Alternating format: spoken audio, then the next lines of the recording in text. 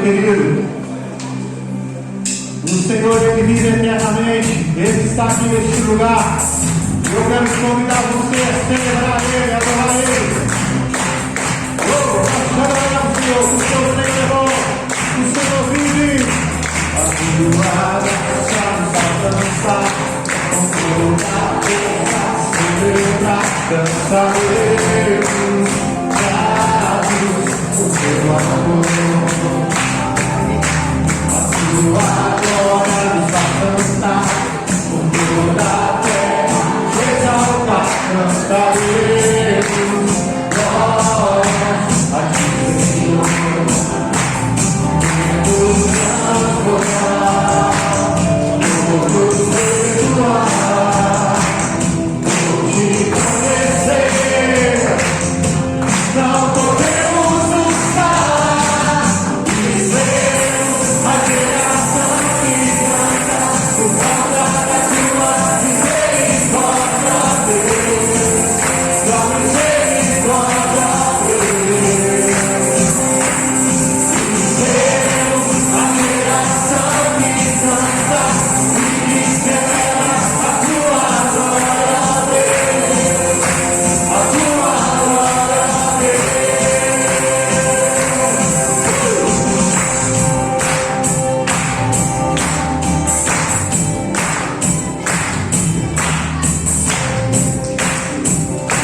Nós celebramos Jesus, a tua graça nos alcança, com toda a terra celebrar, dançaremos, gratos por teu amor. A tua glória nos alcança, com toda a terra exaltar, dançaremos, glória a ti, Senhor. Nos transformar, nos perdoar, por te conhecer, não podemos nos calar e sermos a geração que canta por causa da tua misericórdia, Deus, tua misericórdia, Deus. E seremos a geração que canta e que celebra a tua glória, Deus, a tua glória, Deus. E seremos a geração que canta por causa da tua misericórdia, Deus, tua misericórdia, Deus. E seremos a geração, e seremos a geração que canta e que celebra a tua glória, Deus, a tua glória, Deus. E seremos a geração que dança por causa da tua misericórdia, Deus, tua misericórdia, Deus. E seremos a geração que canta e que celebra a tua glória, Deus, a tua glória, Deus. E seremos a geração que dança por causa da tua misericórdia, Deus, tua misericórdia, Deus. E seremos a geração que canta e que celebra a tua glória, Deus, a tua glória, Deus.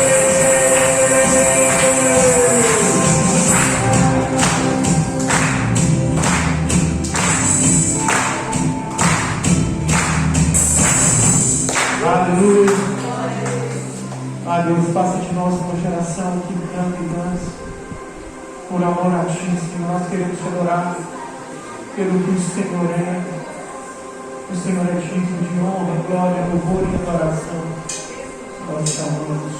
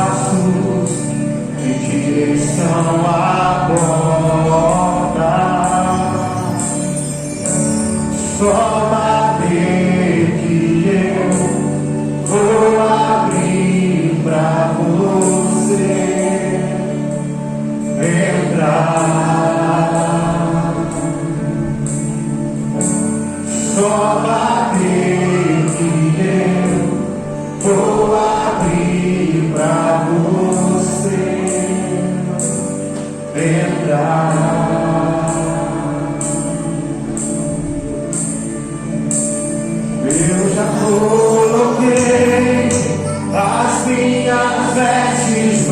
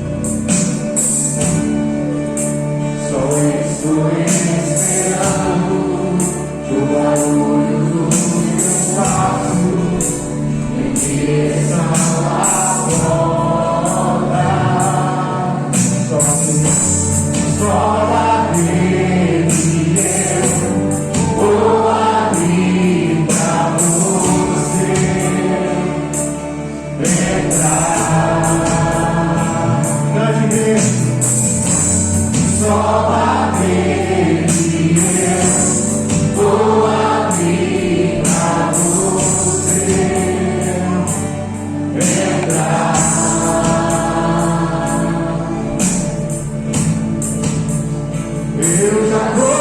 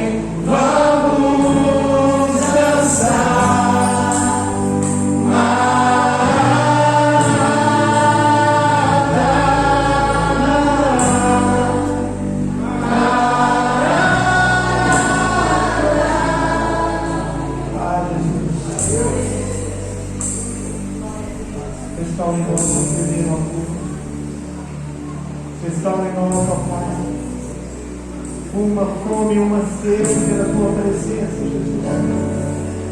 Oh, Jesus, começa a fluir dentro de nós rios de águas vivas. Começa a fluir, começa a liberar rios de águas vivas dentro de nós. Começa a gerar um amor pela tua presença mais e mais e mais. Porque nós te amamos, Jesus. E nós rendemos a ti toda a honra, toda a glória, todo o louvor.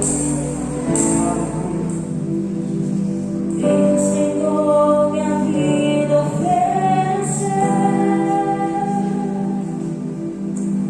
como oferta de amor e sacrifício.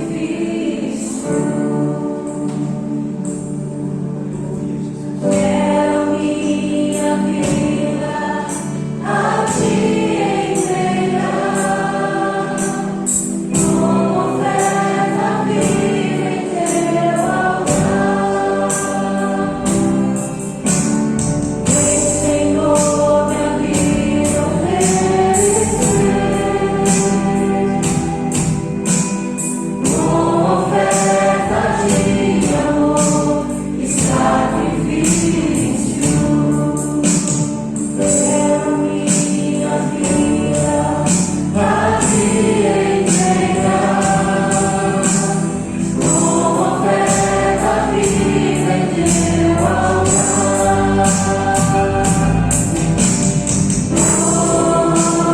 Pra te adorar,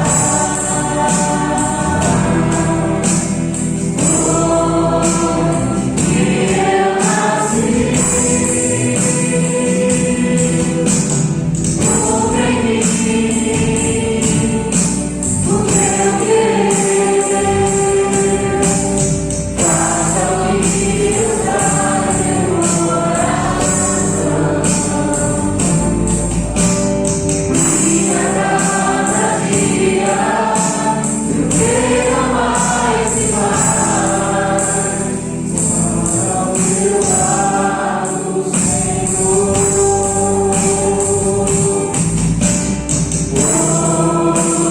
Pra te adorar,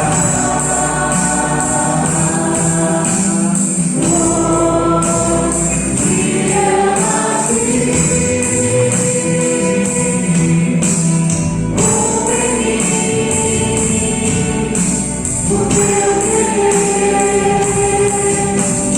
Faça o que está em meu coração.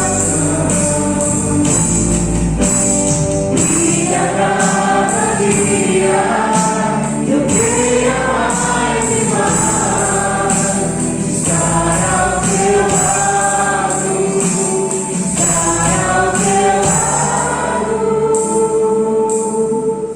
Senhor.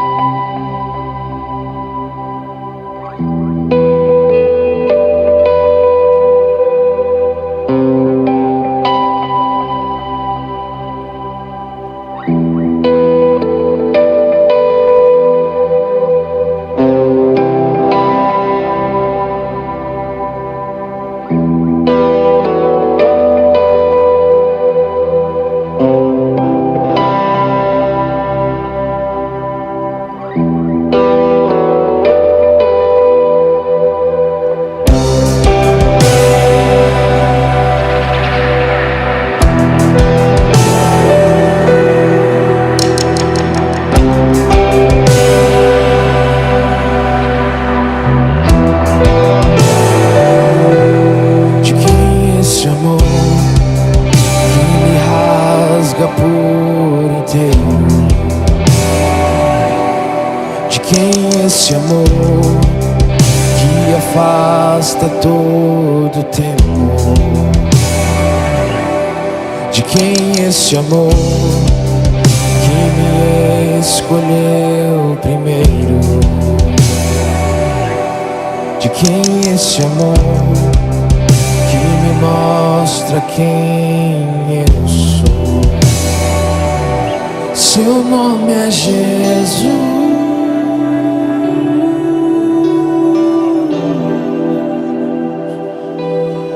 nome é Jesus.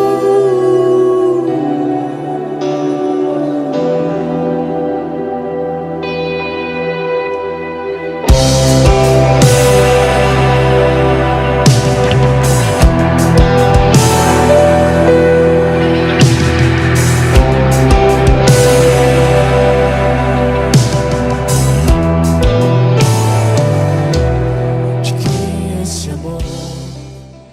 Romanos capítulo 4, versos 18 a 25. Todos acharam aí? Amém? Verso 18 diz assim: Abraão, contra toda esperança, em esperança creu, tornando-se assim pai de muitas nações, como foi dito ao seu respeito, assim será a sua descendência. Sem se enfraquecer na fé, reconheceu que o seu corpo já estava sem vitalidade, pois já contava com quase 100 anos de idade, e que também o ventre de Sara já estava sem vitalidade. Mesmo assim não duvidou, nem foi incrédulo em relação à promessa de Deus, mas foi fortalecido em sua fé e deu glória a Deus, estando plenamente convencido de que ele era poderoso para cumprir o que havia prometido. Em consequência, isto lhe foi imputado como justiça. As palavras lhe foi imputado não foram escritas apenas para ele, mas também para nós, a quem Deus creditará ou imputará justiça para nós que cremos naquele que ressuscitou dos mortos, a Jesus, o nosso Senhor.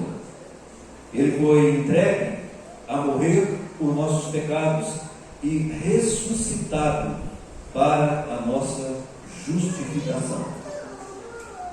Meus queridos, Romanos capítulo 4, capítulo 5, Paulo está defendendo a justificação pela fé em Cristo Jesus, unicamente pela fé, sem nenhuma dependência da lei, sem nenhuma dependência das boas obras, sem depender de nada além da fé em Cristo Jesus. E para então justificar que Abraão é o pai da fé, porque creu e obedeceu, ele cita então esse milagre extraordinário que Deus realizou através da vida de Abraão e da vida de Sara, sua mulher. Parece que é muito contraditório isso que nós estamos lendo com aquilo que nós temos ensinado e com aquilo que nós sabemos a respeito da palavra de Deus. Isso poderia confundir alguns, mas o texto, o contexto e a história de Abraão deixam muito claro que Paulo está falando de duas esperanças: uma esperança natural, humana, outra esperança espiritual, sobrenatural, divina. E a esperança em que Abraão se apega para crer contra a esperança, naturalmente é a esperança dos céus, é a esperança divina, é a esperança sobrenatural, crendo contra a esperança natural, essa esperança que é meramente humana, lógica, racional, uma esperança fundamentada naquilo que os nossos olhos podem ver, podem perceber, aquilo que nós podemos dizer com toda a racionalidade humana: isso é verdade, isso está acontecendo. São realidades justificadas, sustentadas pelo natural. Mas aí no verso 19, eu quero que você confira aí no verso 19, diz que a realidade de Abraão e a realidade de Sara, humanamente falando, é o fato de Abraão já estar com quase 100 anos de idade, sem nenhuma vitalidade, sem nenhum vigor sexual, e Sara ser estéril. Isso é a esperança concreta, real, natural, lógica, que qualquer ser humano poderia olhar para Abraão e Sara e dizer: aqui não tem jeito mais de gerar filhos, de construir famílias. É impossível que isso aconteça. E é isso que acontece na maioria das vezes, se não todas as vezes, que nós olhamos para as realidades à nossa volta apenas com os olhos da carne, apenas com a esperança meramente humana, lógica e racional. É com essa lógica que nós olhamos para o valor que nós temos, por exemplo, e dizemos assim: dá para construir. Não, não dá para construir. A previsão que nós fazemos é lógica e racional, dizendo aquilo que eu ganho, não dá para que eu faça tal projeto, não dá para que eu realize tal sonho. De acordo com a perspectiva do tempo, a meteorologia, não dá para acampar esses dias, porque é chuva. Então vamos adiar, vamos cancelar. O orçamento que eu tenho não dá para que eu possa sonhar em realizar algo muito maior do que aquilo que eu já tenho realizado originariamente. De acordo com o diagnóstico que nós recebemos do médico, essa doença é simples, a gente toma uns remedinhos e fica bom logo. Bom, de acordo com o diagnóstico que nós recebemos do médico, não tem jeito, a ciência não pode resolver esse problema. Nós temos pouco tempo de vida, não tem jeito, não tem cura. E a gente vai olhando para essas realidades, e a gente olha para o nosso país, na atual circunstância, a gente fala: não tem jeito para esse nosso país. A gente olha para algumas realidades dentro do nosso casamento e diz: não tem jeito, esse casamento não tem mais futuro, está fadado a fracasso. Não tem nada e nem ninguém que possa corrigir o que está instalado na nossa relação. Já houve desgaste demais, já houve ofensas demais, então o casamento acabou, está perdido, não adianta mais a gente insistir nessa relação. A gente olha para os filhos desviados, a gente olha para os pais que ainda não receberam Jesus como Senhor e Salvador, a gente olha para os nossos amigos, a gente olha para os nossos colegas de trabalho e a gente diz: não tem jeito, não tem solução, isso aí não dá. E a gente vai olhando para as nossas realidades e dizendo: não tem jeito, não tem solução. E é exatamente contra essa esperança natural, em posse de uma esperança celestial, é que Abraão então creu, porque ele poderia ter feito como Sara, ele poderia ter vindo, ter duvidado, ele poderia ter zombado, ele poderia ter dito assim: a intenção do Senhor é boa, mas aqui dessa maneira não sai mais cacho, não tem jeito. O ventre de Sara está fechado. Mas ao contrário disso, o texto diz que ele, em esperança, creu contra a esperança. Ele creu. Ele não só creu, como, apesar de tudo isso, de toda essa realidade, ele foi fortalecido na fé. Abraão cresceu em fé, cresceu em proximidade, cresceu no seu relacionamento com Deus. Ele se tornou alguém maior e mais importante no mundo por causa da sua fé. E foi conhecido como herói da fé, o pai da fé para os hebreus, para os judeus. Meus irmãos, Abraão tinha razão para crer. Aliás, ele tinha razões para crer. Abraão tinha uma promessa de Deus. Abraão conhecia a Deus e já havia experimentado milagres com Deus. Abraão tinha um coração disposto, porque em Gênesis capítulo 2, Deus diz apenas a Abraão: sai do meio da tua parentela e vai para uma terra que eu te mostrarei. Para ele tinha uma grande nação. Abraão não tinha filhos, estava aí com aproximadamente 70, 75 anos de idade, e até que a promessa se cumpre na vida de Abraão, ele já estava com quase 100 anos de idade. Ele esperou 25 anos para que ele pudesse dar de posse da sua promessa, para que ele pudesse olhar para o seu filho e dizer: se cumpriu aquilo que o Senhor havia prometido. E a promessa de Deus para Abraão é que ele seria pai de muitas nações, ele teria uma geração, uma descendência tão numerosa quanto as estrelas do céu e quanto os grãos de areia da praia. Uma descendência incontável. Mas havia razões também para Abraão não crer. Porque quando Abraão olha para si, ele se vê um homem já de quase 100 anos de idade. A sua mulher estéril nunca gerou filhos, incrédula. Ele olha para todas as pessoas à sua volta e todas as pessoas à sua volta gerando filhos.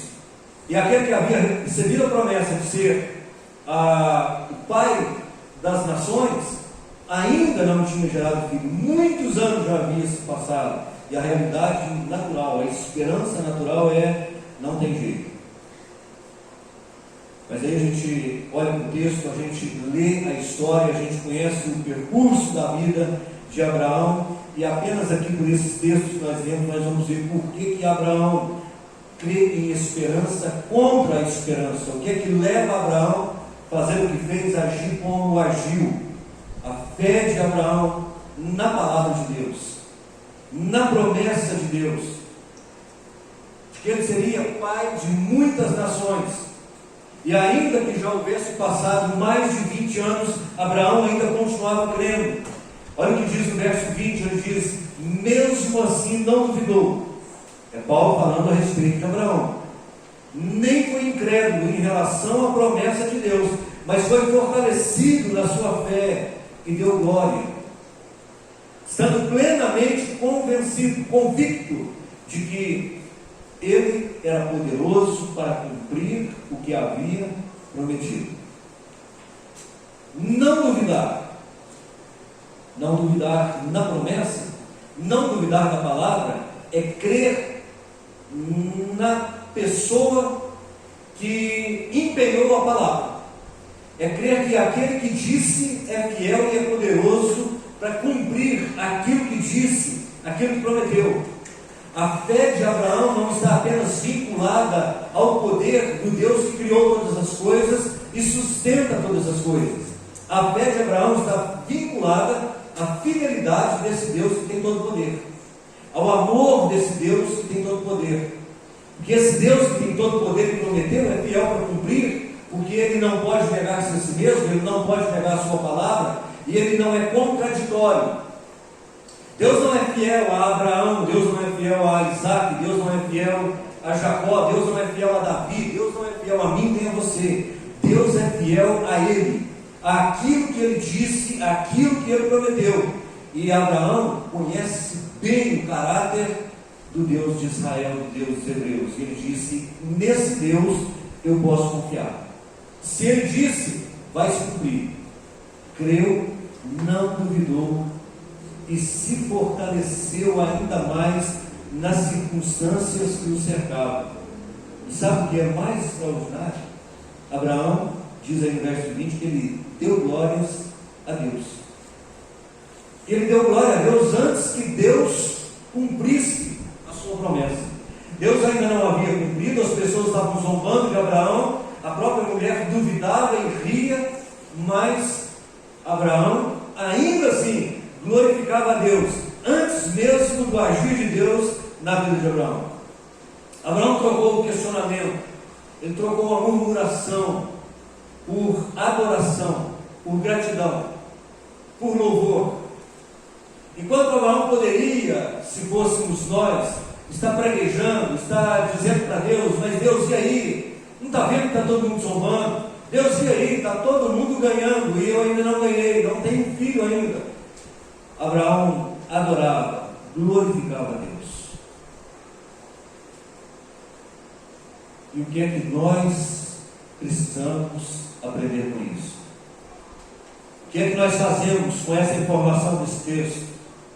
Como é que a gente aplica isso na nossa vida? Porque nós estamos sendo desafiados a ser como Abraão, a em esperança crer contra a esperança, ou seja, estar numa esperança celestial, numa esperança sobrenatural, espiritual, crer contra aquilo que a naturalidade, com que a natureza nos mostra diante dos nossos olhos. O nome disso é fé. Fé. Fé como a fé de Abraão.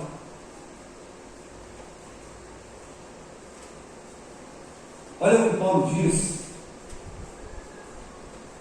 no verso 23 e 24. Ele diz assim: as palavras lhe foi imputado, ou lhe foi acreditado, não foram escritas apenas para ele. Para ele quem? Abraão. Mas também para nós, os que creem, ou nós, os que cremos, que naquele que ressuscitou dos mortos, a Jesus, o nosso Senhor. Uma fé dessa, meus queridos, só é possível àquele que crê sem duvidar. Uma fé forte, capaz de passar pela prova do tempo, pela prova das circunstâncias. Uma fé que supera o tempo e espera o agir de Deus. É uma fé, meus queridos, que brota, que surge, que nasce e é sustentada por um relacionamento íntimo, profundo e pessoal com Deus, por um conhecimento, por uma vivência na prática com Deus da Bíblia, experimentando Deus, obedecendo, pagando o preço da obediência para ver o que vai acontecer, e na medida que vai dando um passo de fé, na medida que vai obedecendo, na medida que vai experimentando o sobrenatural de Deus, na medida que nós vamos vendo que o agente da história, dos fatos, é Ele e não nós, a gente vai dando um passo de cada vez, e de fé em fé, de glória em glória, a gente vai experimentando, a gente vai conhecendo, a gente vai suportando as provações e vencendo as tentações, superando as tribulações. Sabe uma coisa? Não tem lugar melhor para gerar em nós uma fé como a fé de Abraão do que no meio do povo de Deus, experimentando os extraordinários de Deus. Não há lugar melhor do que aqui. Não há lugar melhor do que no meio do povo que Deus separou para guiar, para sustentar, para se revelar e revelar em boa medida da sua glória, do seu poder, do seu amor por nós. Não tem lugar melhor do que esse lugar que nós chamamos de igreja, de povo de Deus. Por isso, valorize a igreja, valorize a escola bíblica, valorize os pequenos grupos, valorize o seu ministério, valorize cada oportunidade que Deus te der de experimentar, de ter uma experiência com Ele. Quando você estiver diante de circunstâncias em que a esperança natural diz não, mas você for tocado pelo Espírito de Deus, e a esperança que vem dos céus dizer para você: é possível, eu posso, basta que você creia, basta que você obedeça. Não desperdice essas oportunidades. Sabe por que nós não temos experiências com Deus? Sabe por que nós não temos os testemunhos para contar? Porque nós não esperamos o agir de Deus. Não esperamos o agir de Deus. Nós não passamos pelo tempo pela prova do tempo. Nós oramos hoje, queremos que Deus haja hoje, agora, no máximo até amanhã. E se demorar demais, a gente já começa a entrar em crise existencial, espiritual, e a gente começa a dar passos para trás, ao invés de fazer como Abraão, dar passos de fé, dar passos para frente, e no meio daquilo que parece ser um caos, no meio daquilo que parece ser um fim, a gente cantar e glorificar o nome de Deus. E quando as pessoas zombarem, a gente olhar para elas e pensar aqui dentro de nós: espere, só espere, você verá. Não se abalado nem pelas circunstâncias, nem pela incredulidade que nos rodeia, mas crê de fato e de verdade que aquele que prometeu é fiel para cumprir.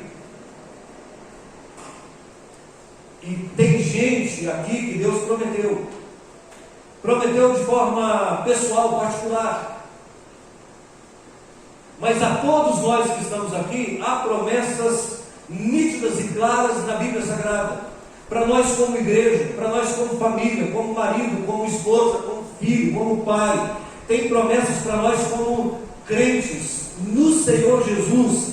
E é a isso que nós somos chamados a nos apegarmos. É nisso que nós precisamos crer, é nisso que nós precisamos confiar. Nós não podemos pensar sequer que esses milagres são apenas para Abraão, para Isaac, para Jacó, para Davi, para a mulher com fluxo de sangue, para aqueles que estavam nos dias de Jesus.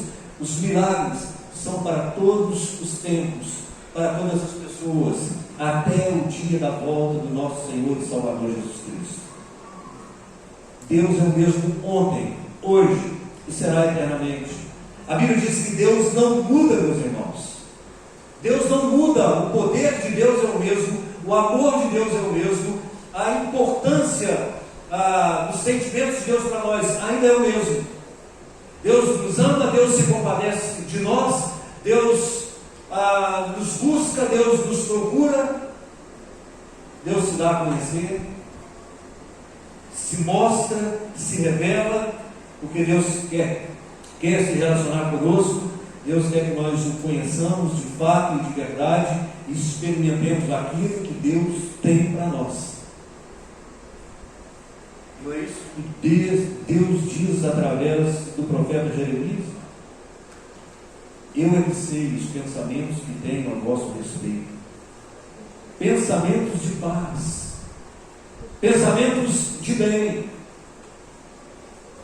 para dar a vocês um futuro. Meus irmãos, nós precisamos olhar para isso e entender que há uma esperança maior do que a realidade que nós vivemos, que há um poder maior do que o nosso próprio poder, do que aquilo que está diante dos nossos olhos. Nós precisamos compreender que o mundo espiritual é real, que o sobrenatural é sobrenatural para nós, para Deus é natural. Deus não tem dificuldade nenhuma em fazer com que a estéril dê a luz, em que aquele que não tem mais capacidade faça algo além da sua capacidade. Mas nós precisamos de entender que algumas promessas são para nós, em pessoal, em particular. Algumas promessas são para a igreja como um todo. E crer de fato e de verdade, que a graça, a extraordinária graça de Deus, tem sido derramada todos os dias sobre a nossa vida. E é essa graça que me faz crer no que Paulo está dizendo no capítulo 4, no capítulo 5, de que nós somos justificados pela fé. E ainda que você olhe para você e diga, não tem jeito, ainda que você olhe para o seu filho que está desviado, a sua filha que está desviada, o seu pai que nunca deu a mínima, a menor para as suas pregações, você entenda, para Deus nada é impossível. Para Deus nada é impossível. É preciso que a gente compreenda de fato e de verdade que aquilo que está escrito nas Sagradas Escrituras é para nós. Nós não podemos ter uma fé infantil, não podemos ter uma fé negacionista da realidade. Tenho pavor de essa teologia da prosperidade, essa teologia da cura, essa teologia do pensamento positivo, que nega que nós, como filhos de Deus, estamos sujeitos a todos os males dessa terra. Nós também estamos sujeitos a adoecer, a perder pessoas que nós amamos. Nós estamos sujeitos a morrer com as tragédias da vida. E é muito interessante porque Abraão não tem uma fé negacionista. Se você ler de novo, lá no verso 27, diz que sem se enfraquecer na fé, escute isso, sem se enfraquecer na fé, ele reconheceu que o seu corpo já não estava mais com vitalidade, pois já tinha cerca de 100 anos e que também Sara era estéril. Ele não negou nada disso. Ele não ficou dizendo para você, para ele mesmo, vai acontecer, é só eu pôr minha fé em ação, vai acontecer. Abraão não fez nada disso. Abraão simplesmente esperou em Deus. Calma, tranquilamente, esperando que Deus cumprisse a promessa. Ele não negou que estava velho, não negou que Sara era estéril. E é assim que nós precisamos agir. Eu não posso negar as realidades, eu preciso superá-las, eu preciso vencê-las, eu preciso suportá-las pela fé num Deus de amor e num Deus de graça. Num Deus que pode, com uma palavra, com um suspiro, com um sopro, mudar toda a realidade à minha volta.